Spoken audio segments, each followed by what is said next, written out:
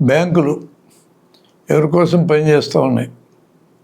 బ్యాంకులు మొదట్లో తయారైన టైంలో పెట్టుబడిదారులు తమ పెట్టుబడి ద్వారా ఉత్పత్తి చేసి అందులోంచి లాభాలు సంపాదించాలనే కార్యక్రమం చేసేటప్పుడు పెట్టుబడి సమీకరణ కోసం బ్యాంకులు మొదలెట్టారు. అంటే ప్రజలందరికీ ఏం చెప్పారు, ఇక్కడ మీరు డబ్బు దాచుకుంటే మీ డబ్బుకు భద్రత ఉంటుంది, ఈ డబ్బు మీద మేము వడ్డీ ఇస్తాము 4% 5% అని చెప్పి జనం యొక్క మిగులు డబ్బునంతా బ్యాంకుల్లో తెచ్చిపెట్టుకుంటారు. ఈ డబ్బుని పెట్టుబడిదారులకి అప్పించుకుంటారు. బ్యాంక్ ఎవరు పెడితే వాళ్ళే వాళ్ళ పరిశ్రమలు వాడుకుంటారు. అంటే పెట్టుబడి సమీకరణ కోసము బ్యాంకును ఏర్పాటు చేసుకోవడం అనేది వచ్చింది. చాలా ఏళ్ల పాటు ప్రైవేట్ బ్యాంకులు ఉండేవి ప్రపంచంలో. ప్రైవేట్ బ్యాంకులు ప్రైవేట్ పెట్టుబడిదారులకి అప్పించేవాళ్ళు. ఆ బ్యాంకును పెట్టినటువంటి ఆయన ఇండస్ట్రీ కూడా పెట్టుంటే ఆయన ఇండస్ట్రీ కోసం అప్పిస్తుండేవాడు. క్రమేణా జనం యొక్క ఆలోచనలు మారడం, మధ్యతరగతి పెరగడం, అవసరాలు పెరగడం, వస్తూత్పత్తి ద్వారా జనమందరూ కూడా వస్తువులు కొనుక్కోవాలి అనే ఆలోచనని పెట్టుబడిదారులు జనానికి అందించారు కదా. మరి వస్తువులు కొనుక్కోవాలంటే సంపాదించి కొనుక్కునేదాకా కాకుండా ముందే కొనుక్కో, బ్యాంకులు అప్పు తెచ్చుకొని తర్వాత నెమ్మదిగా తీర్చుకో అనే ఒక ప్రక్రియను మొదలెట్టారు. వీళ్ళ దగ్గర డబ్బు దాచితే 3 నుంచి 4% వడ్డీ ఇస్తే, అంటే 100కి సంవత్సరానికి 3-4 రూపాయలు అని అర్థం. అదే 100కి సంవత్సరానికి వీళ్ళు అప్పించినప్పుడు 8 నుంచి 16 దాకా వడ్డీ కలెక్ట్ చేసుకుంటారు. ఈ రెంటి యొక్క తేడా బ్యాంకుకు మిగులుతుంది. ఆ మిగిలిన దాంట్లోంచి కొంత భాగం జీతాలకు ఇచ్చుకుంటుంది తమ ఎంప్లాయీస్కి. ఆ మిగిలింది బ్యాంకుకు లాభం. బ్యాంకులు జనరల్గా నష్టం వచ్చే అవకాశం ఉండదు. కానీ ఎప్పుడు నష్టాలని చెప్తూ ఉంటారు. నష్టాలు రావడానికి మూల కారణం సాధారణ జనం కాదు. డబ్బు దాచుకున్న జనం నష్టాలకు ఎట్ట కారణమవుతారు, చాలా తక్కువ వడ్డీగా తీసుకుంటారు. చిన్న వాళ్ళు కానీ అప్పులు తీసుకుంటే బ్యాంకులు ఎట్టు ప్రవర్తిస్తాయి. ఒక ఇంటి కోసం లోన్ తీసుకున్నారు, ఒక వెహికల్ కోసం తీసుకున్నారు, మోటార్ సైకిల్ కోసం తీసుకున్నారు, బ్యాంక్ ఎలా ప్రవర్తిస్తుంది?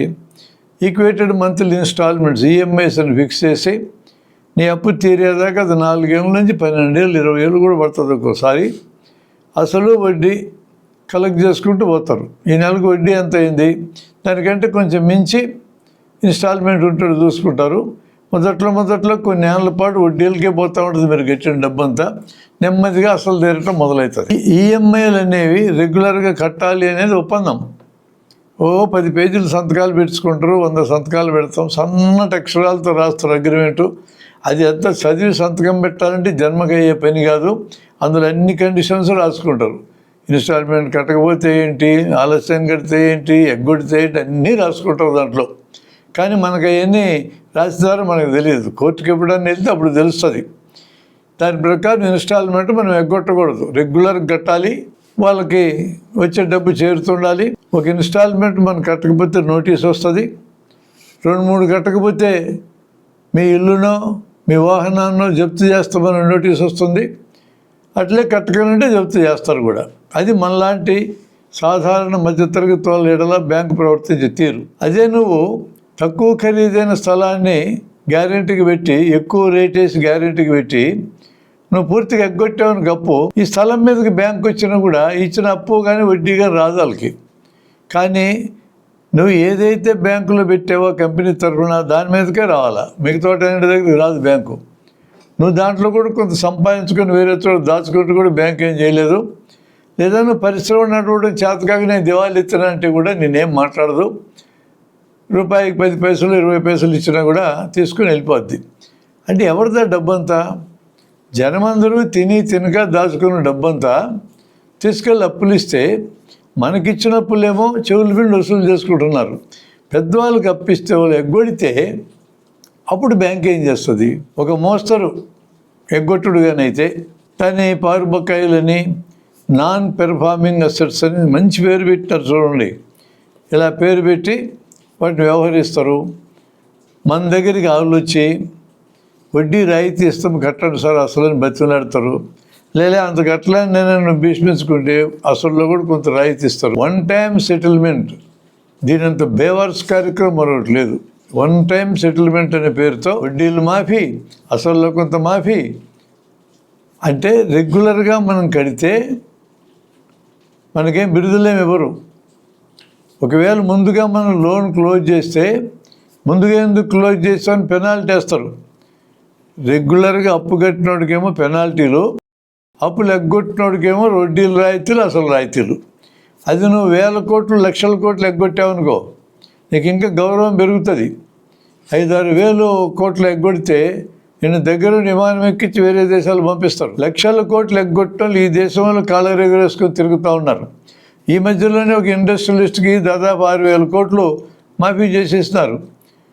వీళ్ళు మొదట ఏమంటారంటే బ్యాంకు లెక్కల్లోంచి తీసేస్తున్నామంటారు. లెక్కల్లోంచి నువ్వు ఎందుకు తీసేయాలా అంటే, ఆ లెక్కల్లో కనబడితే మార్చి 31 ప్రతి సంవత్సరం బ్యాంకు లెక్కలు చూపించాలి కదా, ఆడిటు. అందులో అప్పులు కనపడతా ఉంటాయి. బ్యాంకు నష్టాల్లో నడుస్తుంది అనే పిక్చర్ జనంలోకి వస్తే ఈ బ్యాంకు దివాళెత్తుతుందిరా, మనం దీంట్లో డబ్బులు దాచిపెడితే రాకుండా పోతే అని భయపడతారు కదా.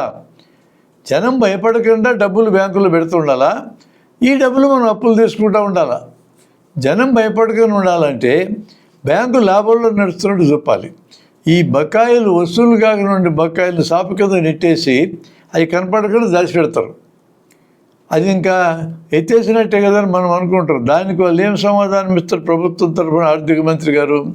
లేదా మేము అట్లా ఎత్తేయడం లేదు, మళ్ళీ వసూలు చేస్తామంటారు. ఇప్పటి వరకు రికార్డు ఏంటంటే ఎగ్గొట్టినాటల్లో 10% వసూలైంది, మిగతా 90% ఏమంటారు బా ఎగ్గొట్టడానికి ఏమంటారు? అట్లా ఈ దేశంలో ఇప్పటికి 25 లక్షల కోట్ల రూపాయలు బ్యాంకులకు ఎగ్గొట్టారు. ప్రభుత్వం మాఫీ చేసింది, వసూలు చేసింది 10% కూడా లేదు.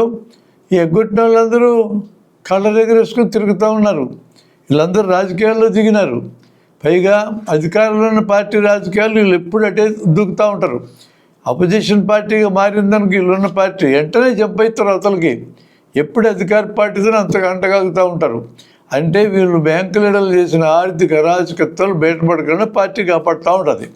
అప్పులు కావాలంటే కూడా పార్టీ బ్యాంకులు మెడలోంచి అప్పులు ఇప్పిస్తుంది. ఎందుకంటే ఎంప్లాయీస్ చేయరు ఈ పని, పైనుండి వాళ్ళు చేస్తారు. సాధారణ ఎంప్లాయీస్ ఏముందని మన పిల్లలు ఎట్లా బతుకుతారో అట్లే బతుకుతారు. వాళ్ళు పెట్టిన రూల్స్ ప్రకారం పని చేస్తూ ఉంటారు. ఇంకొక రూల్ ఉంది, విచిత్రమైన రూల్ ఉంది. 60,000 దాటితే నీకు ఇంక అప్పులు ఎవరు బ్యాంకులో. ఒకసారి అడిగాను నేను, 60,000 దాటితే మేము చచ్చిపోయినట్టే లెక్క, మీ లెక్కల ప్రకారం 60,000 దాటితే చచ్చిపోయినట్టేనా కానా? ఏం చచ్చిపోయినట్టు అంటే 60,000 దాటినా కూడా మేము వస్తువులు వాడుతూ ఉన్నాం, మార్కెట్లో వస్తువులు తెచ్చుకుంటున్నాం, పన్నులు కడతానే ఉన్నాం.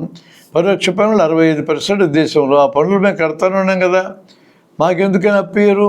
సీనియర్ సిటిజన్స్కి ఇవ్వరు.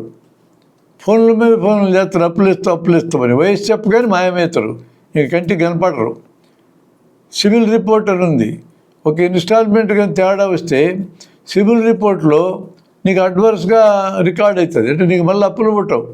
అదే సాధారణ జనానికి ఇన్ని కండిషన్లు పెట్టినావు, రెగ్యులర్గా కడితే పెనాల్టీలు వేస్తావు. మరి బ్యాంకులు దోసుకు తినేటటువంటి వాళ్ళు ఎడల ఏ చర్యలు లేకుండా ఉంది అంటే ఇది ఎక్కడ అరాచకము? ఇదే రకమైన ప్రభుత్వము, ఇదే రకమైన దొంగలను కాపాడే కార్యక్రమము అని జనం అనుకునే అవకాశం ఉండదా?